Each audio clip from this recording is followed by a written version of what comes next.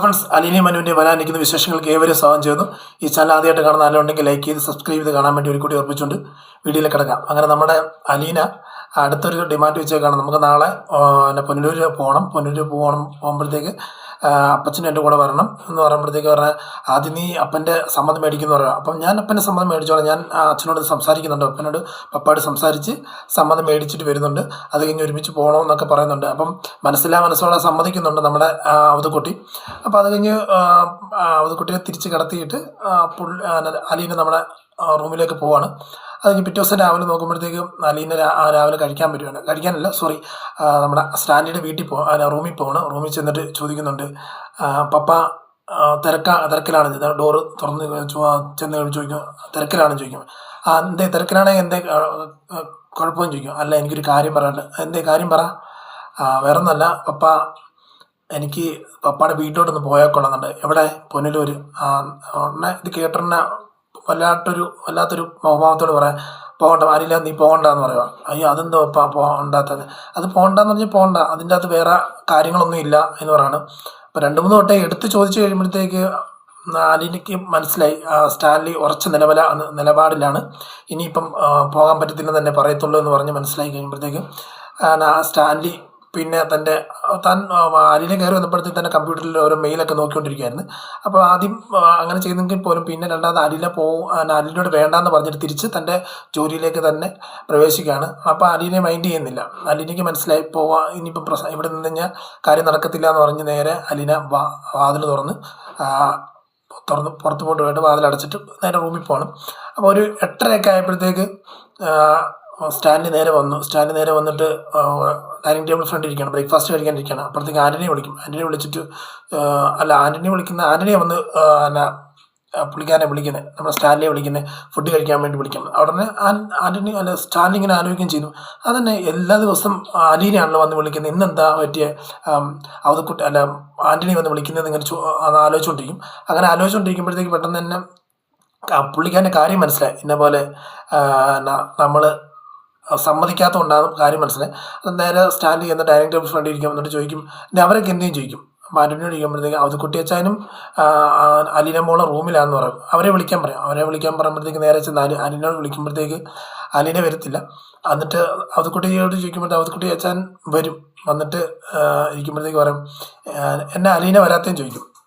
എന്നാൽ അവധക്കുട്ടി അച്ചാൻ പറയാണ്, അലീനയുടെ ക്ലോക്കിൽ സമയം ഇപ്പോൾ 8 മണി ആയതുള്ളൂ എന്ന് പറയുമ്പോൾ, 8 മണി ആയതുകൊണ്ടല്ലേ, അത് കൊള്ളാം, കുഴപ്പമില്ല എന്ന് പറഞ്ഞു സ്റ്റാൻലി പറയാണ്. അപ്പം അപ്പച്ചൻ കഴിക്കത്തില്ലെന്ന് ചോദിക്കുമ്പോൾ അപ്പച്ചൻ, എനിക്ക് വേണ്ട, ഞാൻ അവൾ ഒറ്റയ്ക്കായി പോകുന്നില്ല, ഞാൻ അവളുടെ കൂടെ നിന്ന് കഴിച്ചോളാം എന്ന് പറയാണ്.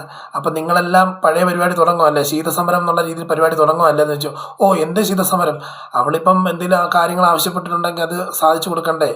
അപ്പം മാത്രമല്ല, ഇപ്പം അവൾ ഒറ്റയ്ക്ക് ഭക്ഷണം കഴിക്കുന്നത് നമുക്ക് ശരിയാകുന്ന നടപടിയല്ലോ എന്ന് പറഞ്ഞ് നമ്മുടെ അവധക്കുട്ടിച്ചൻ പോവുകയാണ്. ഉടനെ സ്റ്റാൻലിക്ക് മനസ്സിലായി, ഇന്ന പോലെ അവളെ പുനലൂർ വീട്ടിൽ കൊണ്ടുപോകാത്തതിൻ്റെ ഒരു ദേഷ്യമാണ് നമുക്ക് പുള്ളിക്കാരൻ മനസ്സിലായി.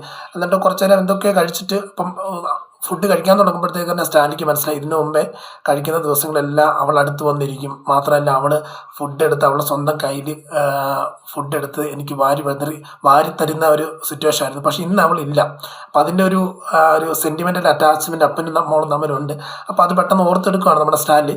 അപ്പോൾ പെട്ടെന്ന് സ്റ്റാൻലി അങ്ങനെ ഓർത്തെടുത്ത് കഴിയുമ്പോൾ കുറച്ച് നേരം കഴിയുമ്പോഴത്തേക്ക് ഫുഡ് കഴിക്കാതെ ഒരു പാതി ഫുഡ് കഴിച്ചിട്ട് എഴുന്നേറ്റ് പോവുകയാണ്. ഉടനെ ആൻ്റണി ചോദിക്കുന്നത്, സാറേ, മുതലാളി ഫുഡ് കഴിച്ചില്ലല്ലോ എന്ന് പറയുമ്പോഴത്തേക്ക്, എനിക്ക് ഇത്രയും മതി, ഞാൻ കഴിച്ചല്ലോ, എനിക്ക് ഇതിൽ കൂടുതൽ വേണ്ട എന്നുള്ളൊരു ദേഷ്യഭാവത്തോടെ പുള്ളിക്കാരൻ കയറി പോവാണ്. നമ്മുടെ സ്റ്റാൻഡിൽ പോവാണ്. അത് കഴിഞ്ഞ് ഉച്ചയ്ക്ക് 3 മണിയാകുമ്പോഴത്തേക്ക് 1 മണിയാകുമ്പോഴത്തേക്ക് അടുത്ത ഫുഡിന് വരുമ്പോഴത്തേക്ക് അടുത്ത ഫുഡിന് വന്നപ്പോഴും അവിടെ അവധക്കുട്ടിയില്ല, നമ്മുടെ അലീനയില്ല. രണ്ടുപേരും ഇല്ലാത്തപ്പോൾ പുള്ളിക്കാരന് മനസ്സിലായി, ഇന്ന പോലെ 2 പേര് നല്ല രീതിയിലുള്ള പ്രകടനം കാഴ്ചവെച്ചുകൊണ്ടിരിക്കുന്നത്, എന്നോട് എതിർത്ത് ഞാൻ ഒരു കാര്യം സമ്മതിച്ചില്ല എന്ന് പറഞ്ഞ് ഫുഡ് കഴിക്കാതെയൊക്കെ ഇരിക്കുക എന്ന് മനസ്സിലായി. അപ്പം പുള്ളിക്കാരൻ തന്നെ ഇരുന്ന് കഴിച്ചിട്ട് എഴുന്നേറ്റ് പോകുന്നുണ്ട്. അത് കഴിഞ്ഞ് വൈകിട്ടൊക്കെ ആയപ്പോഴത്തേക്ക് അടുത്ത ഒരു രാത്രി 9 മണിയാകുമ്പോഴത്തേക്ക് അലീനയുടെ റൂമിലോട്ട് ചെല്ലുക. ഡൈനിങ് ടേബിളിൽ ചെന്ന് ആൻ്റണി വിളിക്കുമ്പോഴത്തേക്ക് ആൻ്റണി പറഞ്ഞ് അവർ വരുന്നില്ല സാറേ എന്ന് പറയുന്നുണ്ട്. അത് കഴിഞ്ഞാൽ സ്റ്റാൻലി നേരെ ചെല്ലുന്നത് അലീന റൂമിൽ ചെന്നിട്ട്, നിൻ്റെ ക്ലോക്ക് എന്തെന്ന് ചോദിച്ചു. ദേണ്ട എന്ന് പറഞ്ഞ് ഇങ്ങനെ കൈ ചൂണ്ടി കാണിക്കണം. അപ്പോൾ ഒരു ടേബിളിൽ ഇരിക്കുന്ന ക്ലോക്ക് കാണിച്ചു കഴിയുമ്പോഴത്തേക്ക് അതിലൊരു അരമണിക്കൂർ കുറവാണ് വെച്ചേക്കുന്നത്. അതായത് 8:30 ആയപ്പോൾ, അതായത് വൈകിട്ട് നൈറ്റ് 8:30 ആയതുള്ളൂ. ആ ടൈമാണ് കാണുന്നത്. അപ്പോൾ ആ 8:30 എന്നുള്ള ടൈമിൽ അതെടുത്തിട്ട് ഇവള് തന്നെ ചെയ്ത ടൈം പീസ് ഓടുന്നുണ്ട്, പക്ഷെ അപ്പം കുറച്ച് വെച്ചേക്കുന്നതെന്ന് മനസ്സിലായി. അങ്ങനെ ആ ടൈം മാറ്റി കറക്റ്റ് 9 മണിയാക്കി വെച്ചിട്ട് പറയുക ഫുഡ് കഴിക്കാൻ പോകുമെന്ന് പറയുമ്പോൾ എനിക്ക് വേണ്ട പപ്പ എന്ന് പറയാം.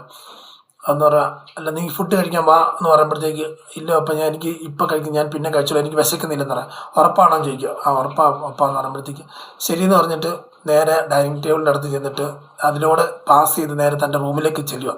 ആയിരുന്നു നമ്മുടെ സ്റ്റാൻലി. അപ്പോൾ ഇത് കണ്ടുകൊണ്ട് ആൻ്റണി ഓടി വന്നിട്ട് അലീനോട് പറയാം, മോളും ഔതുകുട്ടിച്ചാനും കഴിക്കാത്തത് കൊണ്ടാണെന്ന് തോന്നുന്നു, അത് മുതലാളി കഴിക്കാതെ നേരെ റൂമിൽ പോയിട്ടുണ്ടെന്ന് പറയാം.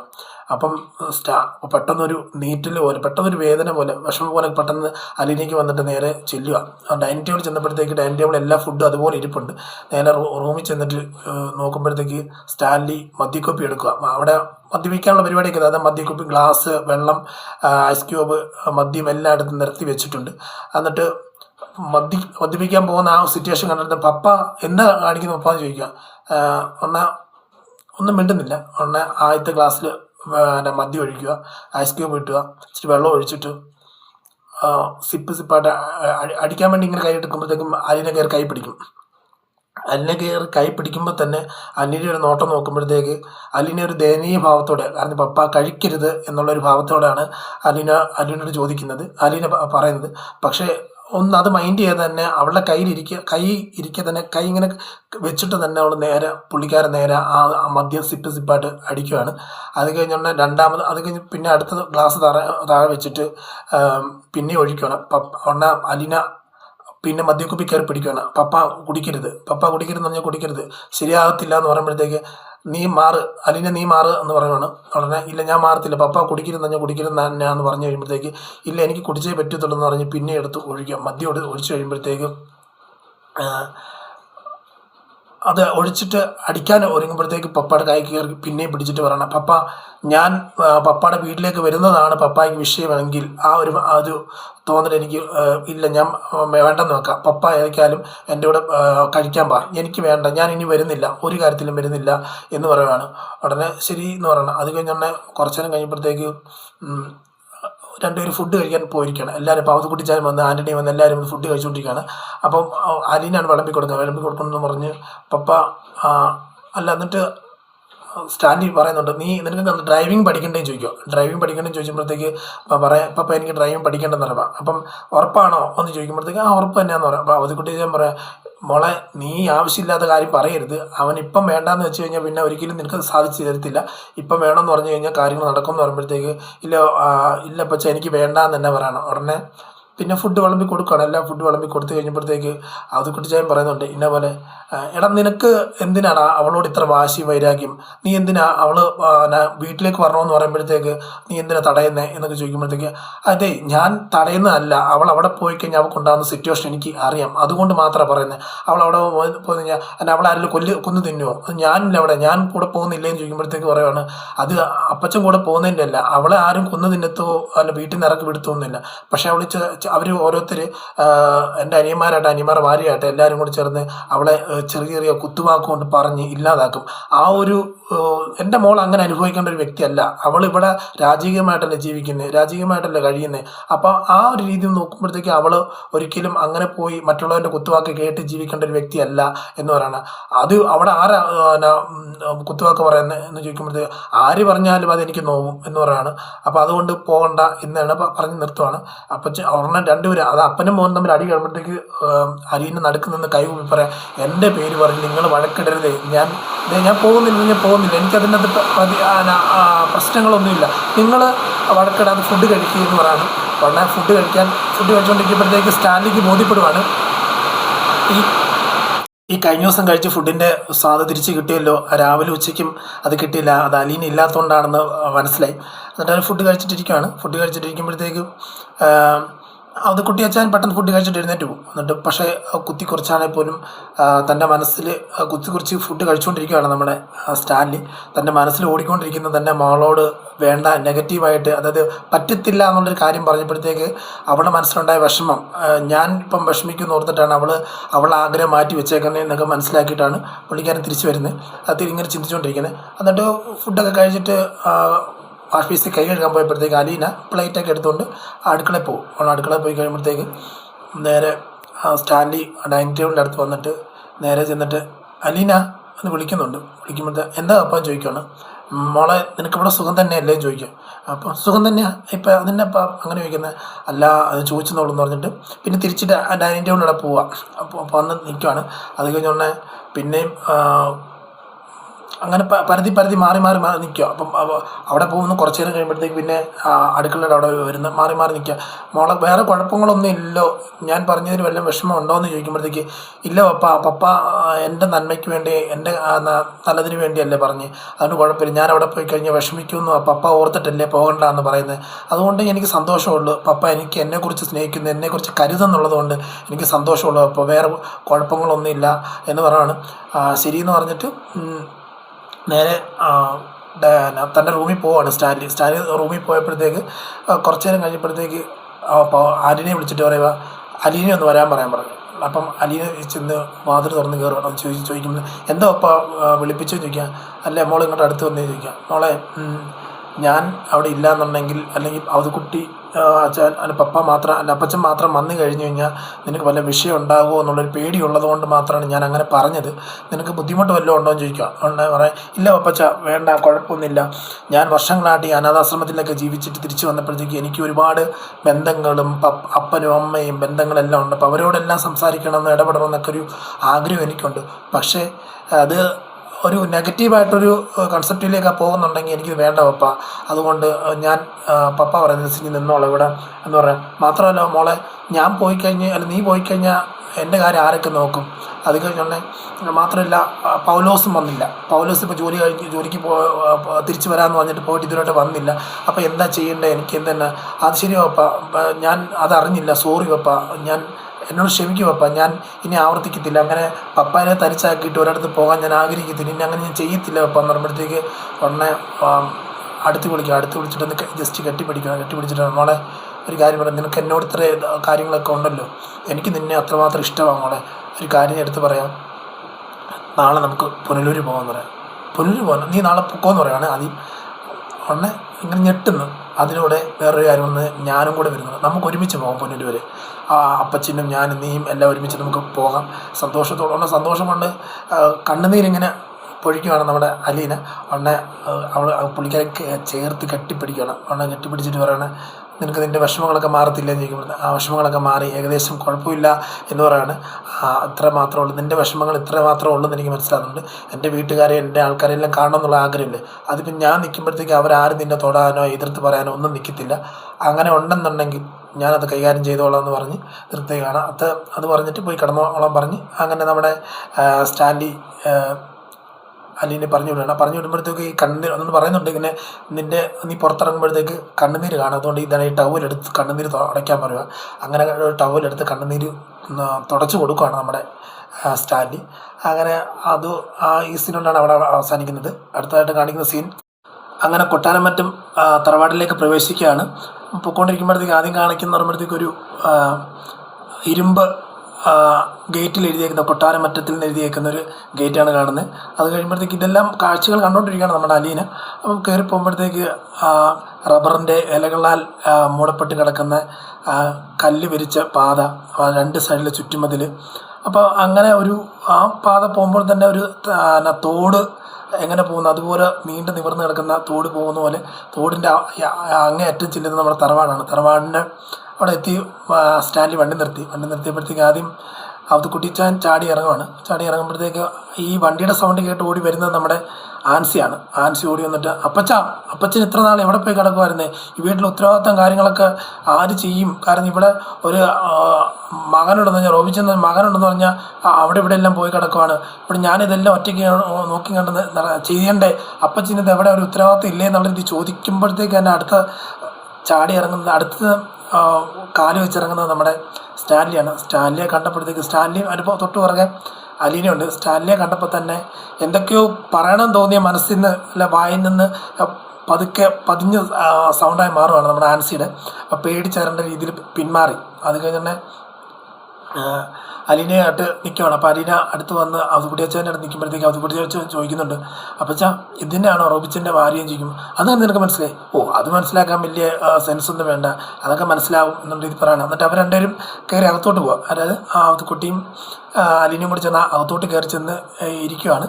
അപ്പം സ്റ്റാൻലി കാർ നിർത്തിയിട്ട് ഇതെല്ലാം നോക്കുമെന്ന്, തൻ്റെ വീടിൻ്റെ പരിസരം എല്ലാം നോക്കണം. അത് തൻ്റെ കൗമാരവും യൗവനവും അത്യാവശ്യവും ബാല്യവും കൗമാരവും എല്ലാം അത്യാവശ്യം കഴിഞ്ഞുകൂടിയൊരു സ്ഥലമാണല്ലോ. അവിടെ നോക്കുമ്പോഴത്തെ പല മരങ്ങളെ നോക്കുന്നുണ്ട്, പല ചെടികളെ നോക്കുന്നുണ്ട്, പലതും ഇപ്പോഴും നിലനിൽക്കുന്നുണ്ട്, പലതും മാറ്റപ്പെട്ടത് മുറിച്ച് മാറ്റപ്പെട്ടതുണ്ട്. അപ്പം അങ്ങനെ ഓർമ്മകളുടെ ഒരു കൂമ്പാരമായി മാറിയൊരു വീടാണല്ലോ തൻ്റെ തറവാട്. അതെല്ലാം നോക്കിയിട്ട് തിരിച്ച് കയറി വരുമ്പോഴത്തേക്ക് അത് കുട്ടിയോട് ചോദിക്കുന്നുണ്ട്, അപ്പച്ചാ എന്താ അപ്പച്ചാ ഇങ്ങനെ ഇരിക്കുന്നതെന്ന് ചോദിക്കുമോ. എന്നാ പറയാനാ, ഇവിടെ ആരെന്തെങ്കിലും തരുമോ, ചായയോ കാപ്പിയോ എന്തെങ്കിലും തരുമോ എന്നൊക്കെ നോക്കിക്കൊണ്ടിരിക്കുക, ഇതുവരായിട്ടൊന്നും കിട്ടിയില്ല എന്ന് പറയാണ്. അങ്ങനെ പറഞ്ഞുകൊണ്ടിരിക്കുമ്പോഴത്തേക്ക് സ്റ്റാൻലി പെട്ടെന്ന് ആ കസേരയിൽ ഇരുന്നിട്ട് ഒരു പത്രം എടുത്ത് വായിച്ചുകൊണ്ടിരിക്കുമ്പോഴത്തേക്ക് അവതുകുട്ടിച്ചാനും അലീനയും കൂടി ചേർന്ന് മോളെ ബാ എന്ന് പറഞ്ഞ് വിളിച്ചോണ്ട് പോവാണ്.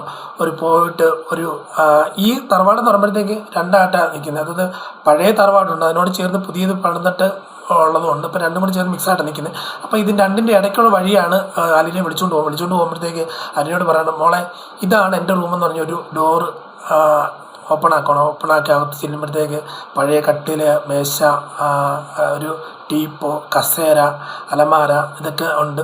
അതിനോടനുബന്ധിച്ച് തന്നെ കുറേ ഫോട്ടോസും ചുവരിൽ ഉണ്ട്.